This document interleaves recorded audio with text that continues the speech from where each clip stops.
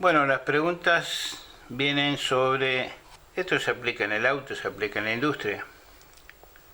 Los sensores, así se escribe con doble S, sensores. Con C, sensores es otra cosa, es de aplicar censura. Sensores es de sentir, sensores. Los sensores pueden ser de dos clases. Pueden ser los analógicos, y pueden ser los digitales. Entonces siempre hay una confusión ahí. ¿Qué señal entregan los sensores? ¿Cómo lo deberíamos medir? Si tenemos algún tipo de escala en el tester que podemos medir, ahora lo vamos a ver. Normalmente los sensores entregan una señal muy débil. Esa señal puede ser analógica, como en este caso, en cuyo caso es variable. Y también puede ser de tipo digital, es decir, formada por pulsos. Pero después vamos a analizar el tema de los pulsos, porque a veces hay como un poquito de confusión. Por ahí el alumno ve que es así una onda cuadrada como esta y se piensa que es digital, y puede ser que no, que sea analógica. Entonces uno dice, ¿cómo? ¿Pulsos analógicos? Bueno, después lo vamos a estudiar. Entonces los sensores analógicos podría ser, por ejemplo, un sensor de temperatura. Bueno, está tomando una temperatura, después toma otra, después va tomando otra, y así va variando. Pero fundamentalmente es analógico, ¿por qué? Porque los valores que se van obteniendo son siempre, digamos, progresivos. No puede saltar de un valor al otro. No puede ser que haya 20 grados, por ejemplo, y de repente salte a 25. Es decir, no, de 20 va a 21, 22, 23, 24, 25, como un termómetro, por ejemplo. No puede saltar. Ahora hay un termómetro digital que se usa mucho para el service. Ahora vamos a ver uno. Entonces, si bien una señal de temperatura siempre es analógica, nosotros acá tenemos esto es un instrumento que tiene acá un láser y un sensor. Entonces ahí se ve el láser y el sensor que toma la temperatura de donde marque el láser. Por ejemplo, marca ahí se ve la posición del láser, allí. Entonces está tomando esa temperatura. ¿Y qué está tomando? Está tomando 23 y es variable, porque por ejemplo yo pongo la mano, me mide la mano a mí, 33 grados y monedas. Saco la mano, 23 grados. Bueno, este es un instrumento que mide un dato analógico, que es la temperatura, grados centígrados, pero lo mide digitalmente, es decir, acá me está marcando y puede variar bruscamente de un valor a otro. No pasa 23, 24, no, pasa de por ejemplo, 23, rápidamente pasa a 33. No necesita pasar. Entonces, no hay que confundir. La variación de temperatura es analógica. La medición de este instrumento es digital. Entonces esto sirve para medir, por ejemplo, la temperatura de los componentes, de los circuitos electrónicos, para saber medir, por ejemplo, los extremos de un motor. Tenemos un motor, entonces medimos en una punta, medimos en la otra para saber si hay algún tipo de rozamiento, un rulemán está malo, lo que sea, motor eléctrico estamos hablando.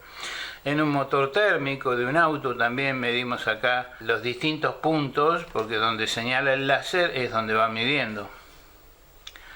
Así que lo único que tenemos que hacer es apuntar y apretar acá el gatillo este.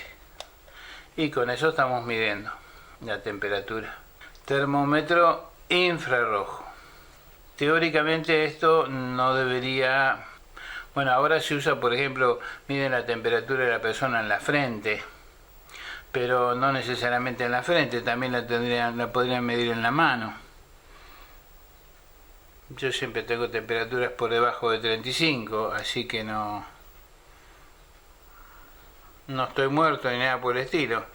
33 grados, y está bien, mide exactamente lo que tiene que ser.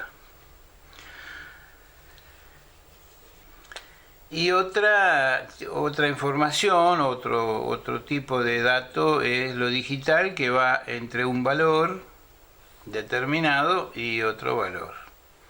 Uno que tomamos como 0, que ya lo vimos eso, y otro que tomamos como 1.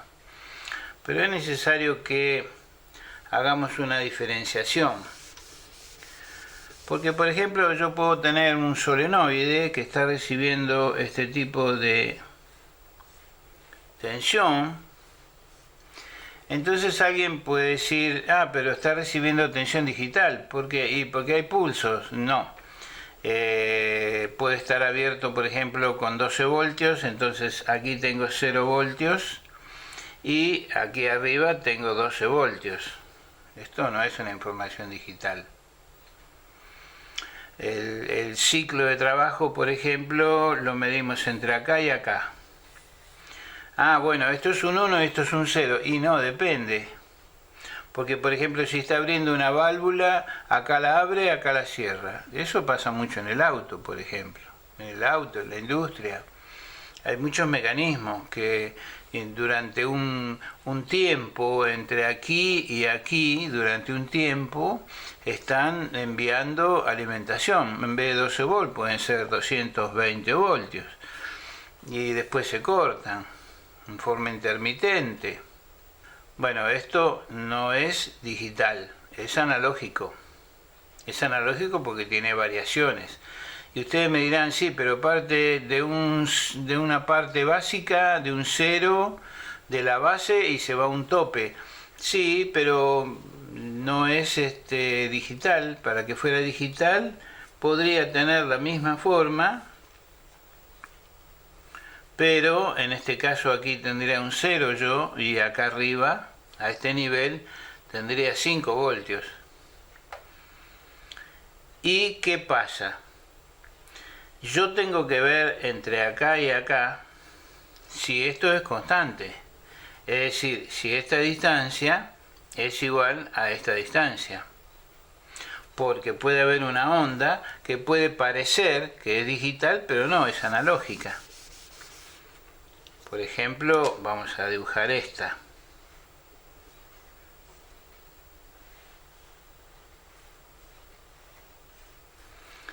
Y esto depende, porque acá yo tengo, por ejemplo, entre acá y acá tengo un ciclo, esta distancia. Pero entre acá y acá tengo el otro ciclo. Y es otra distancia mayor. Si esta vale, qué sé yo, 10, un ejemplo, ¿no? 10 centímetros. Y esta va a valer 15. Entonces, como vemos, las frecuencias no son constantes. Entonces, esta no es una señal digital. La señal digital tiene que siempre respetar un ciclo de la misma longitud, y acá no se respeta. Nada que ver, por ejemplo, el ancho de este pulso, de acá hasta acá, con el ancho de este pulso, de acá hasta acá. Nada que ver. Entonces, esto es analógico, no es digital. Para ser digital, tendría que ser algo que siempre tuviese la misma altura y que tuviese el mismo ritmo, es decir, por ejemplo, entre acá y acá tengo esto, entre acá y acá tengo lo mismo, entre acá y acá tengo lo mismo, es decir, esto vale 10, un ejemplo, ¿no? Esto vale 10, esto vale 10, pueden ser 10 centímetros. Las alturas son constantes. La tensión de alimentación, bueno, esto siempre sería 0 volt y esto sería 5 voltios. Entonces sí, esto es una señal digital, no es analógica. Ahora, como ya vimos en otros casos, no tienen que confundir porque la central, cualquier computadora que nosotros tengamos, va a recibir distintos tipos de datos. Algunos datos van a ser analógicos y otros van a ser digitales. No tienen por qué ser todos digitales, porque acá en la entrada va a tener siempre un integradito que va a ser el encargado, que le llaman I/O. I de input, entrada, O de output, salida. Así que este integrado sirve para las señales que entran y sirve para traducir las que salen, las dos. Entonces, entrada, salida. ¿Y qué hace este? Bueno, es un convertidor. Cuando es digital no hay problema. La pasa a su estado digital. Puede ser digital de una forma que no lo entienda la computadora o el microprocesador. Bueno, entonces la va a convertir de digital a un digital que sea entendido por el mecanismo que tenemos aquí adentro, por toda la parte electrónica, por el circuito. Y si es analógica, como en este caso, bueno, la va a convertir también a digital. Y a su vez, cuando envíe la salida, la va a recibir en digital y depende, la va a entregar como digital, puede entregarla como digital o puede entregarla como analógica. Depende de lo que sea necesario. ¿A dónde va a ir a parar esa señal? Entonces puede ser que sea solamente una señal digital de 0 a 5, o puede ser que sea una señal que después vaya a actuar, por ejemplo, sobre la bomba de combustible de un vehículo, y que entonces en vez de 0 a 5 es de 0 a 12. Y también son pulsos, pero no tienen 5 voltios. Y no tienen la misma frecuencia, o sea, el mismo paso de uno al otro. No tienen el ritmo, eso se llama periodo. No tienen el mismo periodo. Bueno, esa es una confusión que muchas veces tienen. Después hay una serie de siglas que, por ejemplo, podrían ser EQ, podría ser UC, podría ser EDC, podría ser CPU. Claro, entonces esto en realidad se está refiriendo a la computadora, pero a veces esto al alumno le trae complicación, le trae problemas, porque dice, ¿a qué jugamos? Inclusive hay libros en los cuales dice sí, porque la EQ o la UCE de tal cosa, no. Vamos a aclarar bien, vamos a empezar haciendo la aclaración que corresponde. EQ. La E, todo el mundo piensa que es electrónico. No, la E viene de engine. Engine es motor. La C viene de control, igual que en castellano, control. En castellano se dice control, sería en inglés. Engine, control, y la U es de unidad. No le busquemos otra cosa porque es así. Entonces, unidad, la U, unidad de control del motor. Claro, a veces nosotros vemos UC. Bueno, U, C, E es exactamente lo mismo, pero unidad de control, o sea, se la traduce como unidad de control electrónica, y no, la E no es de electrónica, la E es de engine, engine es motor. Eso siempre tenemos que tener en cuenta. Y esto corresponde solamente a un circuito digital que comanda un motor de nafta. Nada más que todo el mundo ya le puso EQ a todo. O UC le puso a todo. Entonces controla, qué sé yo, un aire acondicionado y le llama UC. No, eso es solamente para el motor. Y en diésel yo he visto libros, he leído libros, tengo libros en los cuales dice sí, la UC o la EQ del motor. No, si es de un diésel. Entonces la E de engine es engine, la D de diésel y la C de control.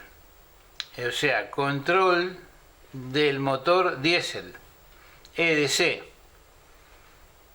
Ahora, yo no puedo aplicar esto a una central que controla, por ejemplo, un tablero de un auto. Entonces en algunos libros dice sí, porque la EQ del tablero del auto o la EQ del aire acondicionado del auto o la... No, EQ o UCE es solamente para nafta, o sea que estas dos son para nafta y esta es para diésel.